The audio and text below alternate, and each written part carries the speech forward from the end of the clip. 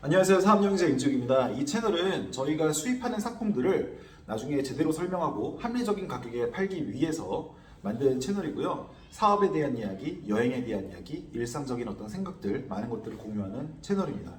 그래서 생각이 좀 다르다 하더라도 그냥 이쁘게 봐주셨으면 좋겠어요. 그래서 생각이란 건 다 사람마다 다를 수 있는 거고, 저도 그냥 제 개인적으로 느낀 것들이 거의 많기 때문에 그렇게 좀 봐주셨으면 좋겠습니다. 이번에 말씀드릴 주제는요, 베트남과 태국 뭐가 다른가라는 주제예요. 우리가 그냥 동남아라고 뭉뚱그려서 얘기하지만 사실 베트남이나 태국이나 저는 뭐 매년 이제 오는 입장으로서 좀 차이점들이 많이 있거든요. 근데 이제 주위에서는 동남아나 태국, 그냥 동남아라는 걸로 그냥 표현하는 것들이 좀 있는 것 같아가지고 제가 그냥 느낀 차이, 원래 국가 간의 어떤 차이를 말하는 게 너무 광범위하지만 그냥 제가 그냥 피상적으로 느낀 어떤 차이들에 대해서 좀 설명을 드려보도록 하겠습니다. 일단 태국은 왕이 존재하는 국가예요. 왕이 있다라는 거죠. 그래서 왕이 있는 나라고, 베트남은요 민주주의가 아니라 사회주의 국가고요.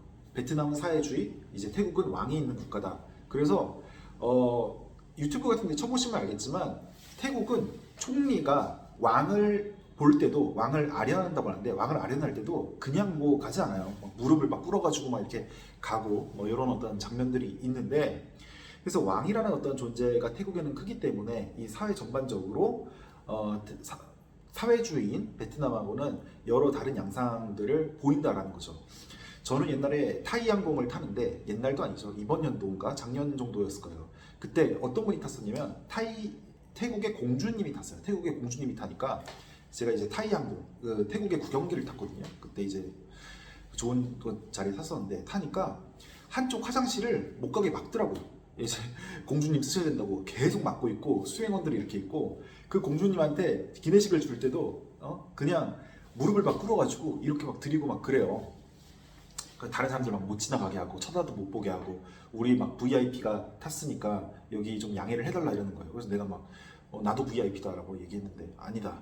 그래서 진짜 VIP다 막 이렇게 말씀하셔가지고 뭐 이렇게 했던 어떤 경우들도 있었는데, 태국 같은 경우에는 그 역사적으로 그렇다고 하죠. 정말 이제 다른 나라들은 외세, 뭐 베트남도 그렇고 뭐 라오스, 캄보디아 다 다른 나라 이제 서양에 뺏길 때 그 왕이 현명하게 통치를 해가지고 대나무 외교라는 걸 통해서 나라를 뺏기지 않고 유지했고, 그 이후에도 이제 몇 번 잘한 게 있기 때문에 왕에 대한 어떤 존경심이 남다르다. 물론 뭐 지금은 옛날에 비해서 많이 퇴색이 됐지만 어떤 요런 어떤 사회인 거고, 그리고 사람들 자체가 좀 유해요. 미소의 나라라고 하잖아요. 그래서 항공사 이름도 타이스마일이 있습니다. 그 LCC 개념으로 타이스마일이라고 할 정도로 사람들이 이제 좀 유하고 뭔가 미소 짓는 걸 좋아하고 좀 여유롭고 이런 어떤 것들이 강해서, 또 내세에서 행복해야 된다는 의식이 있어가지고 게이들도 많아요. 게이, 뭐 LGBT 이런 거 있죠. 그래서 저도 이제 위어크 많이 가다 보면 꼭 그 무지개색 깃발들이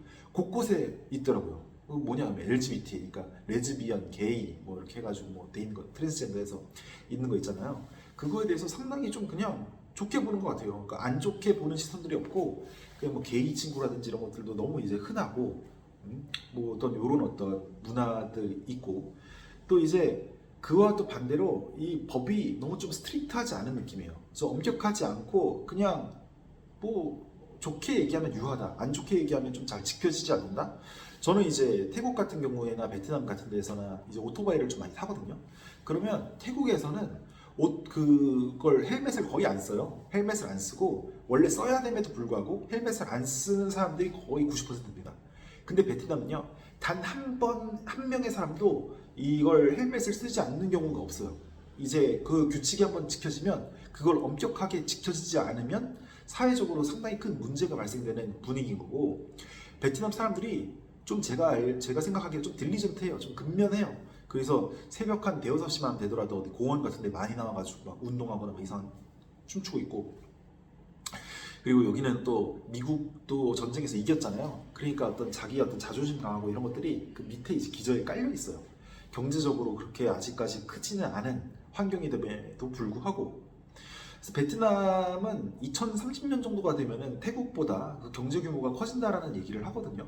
태국이 지금 인구가 한 7천만 정도 될 거고 베트남이 한 1억 정도가 되고 하는데, 사실 지금은 태국이 더 잘 살아요. 그리고 뭐 볼거리라든지 문화라든지 이런 것들이 지금 태국이 훨씬 좀 앞서는 느낌인데 그게 이제 점점점 추월될 거라는 게 많은 분들의 예측인 거죠. 경제 규모로만 따졌을 때.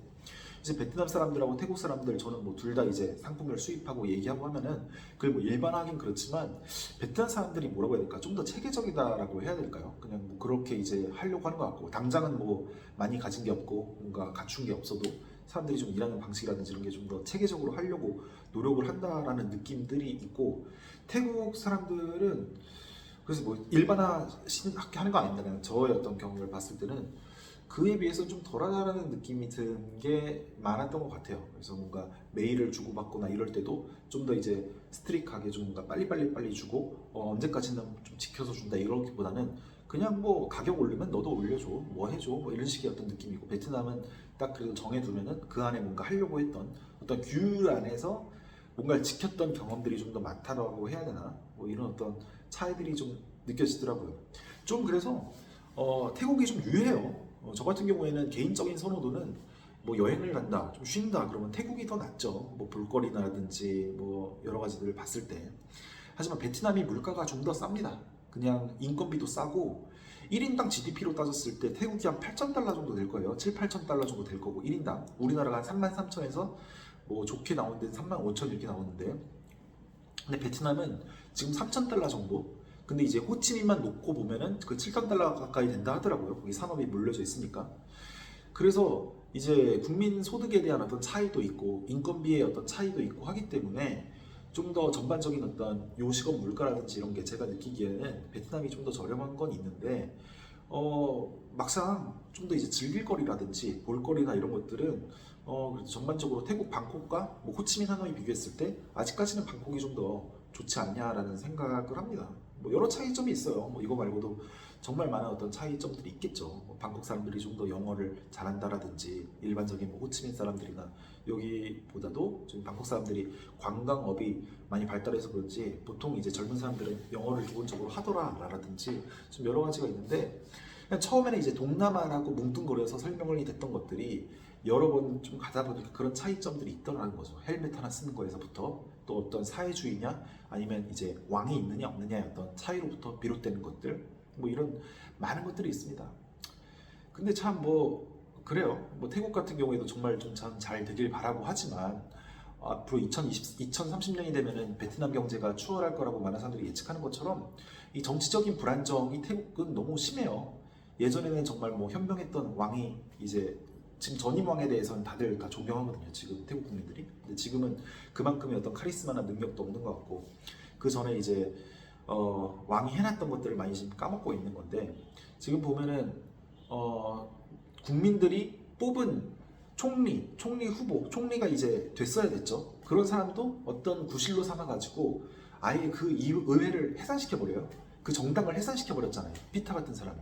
뭐 어떤 그런 경우들도 있고 정치적으로 좀 자꾸 군부랑 결탁해가지고 그냥 기득권을 유지하려는 느낌으로 가기 때문에 좀 태국을 너무 좋아하는 입장에서 좀 안타깝긴 한데 이런 정치적인 문제들이 정말 좀 해결되기를 진심으로 좀 바라고 뭐 베트남 같은 경우에도 뭐 좀 사람들이 그게 있죠. 너무 스트릭한 분위기 안에 있다 보니까 너무 공안에 대해서 좀 무서워한다는 느낌이라든지 이제 좀 벌벌 떨다는 그런 좀 느낌들이 있어가지고 그런 점들은 앞으로 좀 더 개선이 되어야 된다라고 생각을 하는데 좀 많이 다릅니다. 그래서 이런 점들에 대해서 그냥 제 개인적으로 느꼈던 피상적인 부분이죠. 뭐 본질적으로 더 있겠죠. 설명을 드렸고 또 그냥 동남아라고 생각했던 부분들은 좀 많이 참고를 해주셨으면 좋겠습니다. 감사합니다.